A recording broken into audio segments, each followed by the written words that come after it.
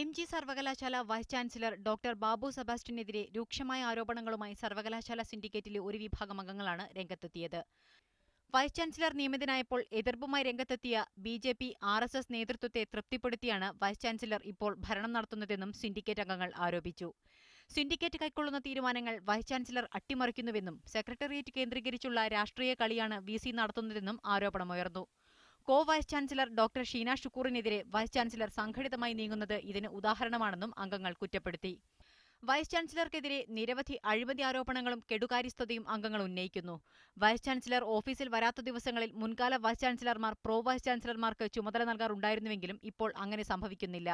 അതിനാൽ സർവകലാശാല ഭരണതലത്തിൽ നിർണായകമായ തീരുമാനങ്ങൾ നടക്കുന്നില്ലെന്നും ഇവർ കുറ്റപ്പെടുത്തുന്നു. ലക്ഷങ്ങൾ ചെലവഴിച്ച് നടത്തിയ ബയോമെട്രിക് പഞ്ചിംഗ്, ഓപ്പൺ ടെൻഡർ വിളിക്കാതെ ഹൈ സെക്യൂരിറ്റി സർട്ടിഫിക്കറ്റ് സംവിധാനം എന്നിവയൊക്കെയും അഴിമതിയുടെ ഉദാഹരണങ്ങളാണെന്ന് എം.ജി. സർവകലാശാലയിലെ മുസ്ലിം ലീഗ്, കോൺഗ്രസ് സിൻഡിക്കേറ്റ് അംഗങ്ങൾ ആരോപിക്കുന്നു. മീഡിയ 1 കോട്ടയം.